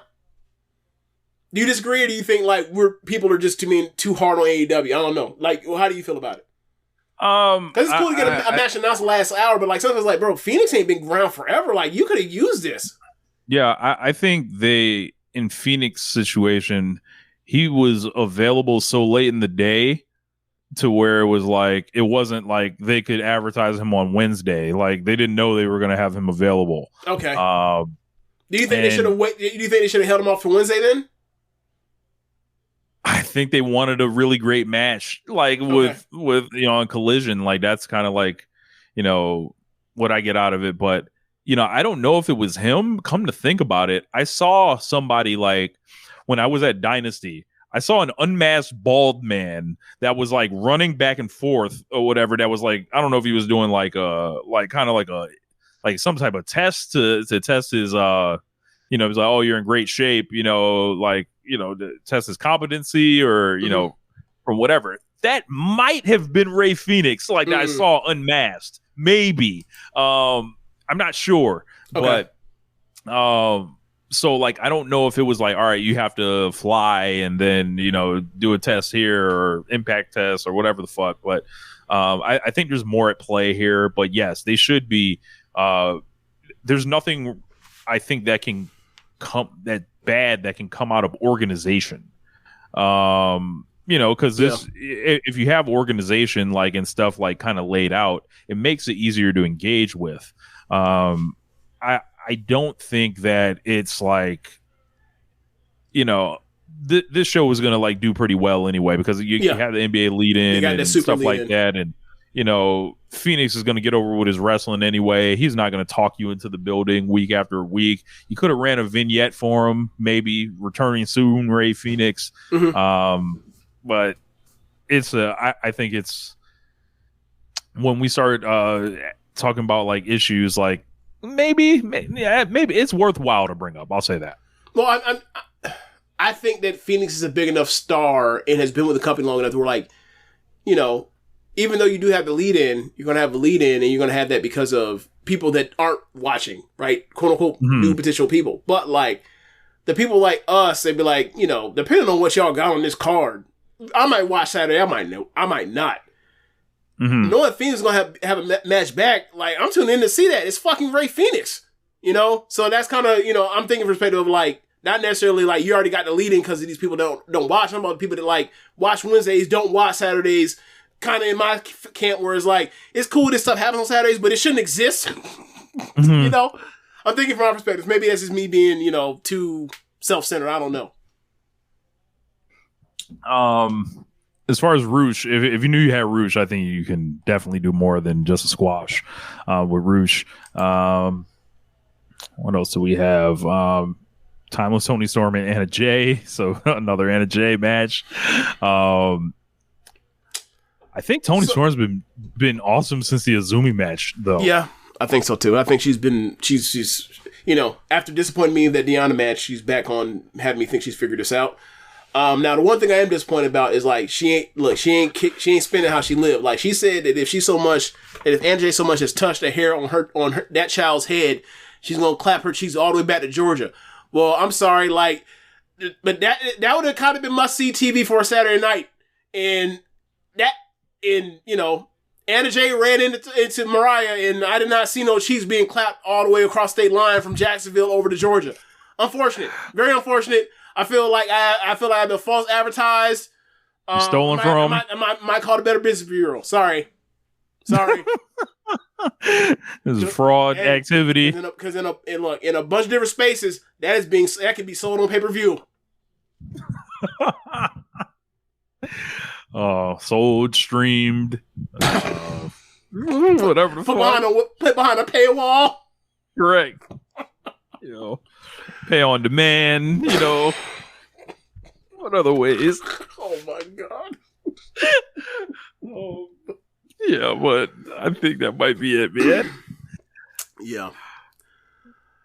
And we had the main event, obviously, we talked about earlier in the show. Awesome match. And awesome match. Great defense for Swerve to get it started with. Swerve. Set him up as already. He is a top baby face. He's fighting for what's right, and like can't wait to see what he does with the Elite. Completely surpassed CM Punk already in days, defenses, all that. Yeah, V1. Yeah. Already in the record book. Just don't beat MJF. Just don't beat CM Punk, and you in there. Yep. So, I've said this before, but like, and I'll say it again, and it's going to continue to happen because it happened last weekend and last week before at Dynamite with Ospreay. Bro, I'm so glad Claudio left. I'm so fucking glad he left. Like, bro, you can make an argument like we lost 15 years of this, or not 15 years. We lost a decade of this. You can make an argument we lost a decade of this. So yeah, man. Super fun. He could be, I don't know who, he could be with in WWE. Who knows? I mean, all these guys are talented everywhere they are, and some, go to WWE, and They get their shot, and some don't. And you know, we, as you know, how we are. A lot of people are. They're not interested in talent. They're interested in production, and rightfully so, right? Like talent only takes so far. How can you captivate and compel people on screen when the bell rings, between the bells? And you know, I'm glad that we get to see Claudio do his thing again at a high level after not being able to see it for a long time. You know, so yeah, super happy that he left. Super happy because he's been fucking awesome since he's left. And you know, there are reasons to be like, hey, is he too old or whatever else? And he's answered every question. He's fucking awesome still. Yeah.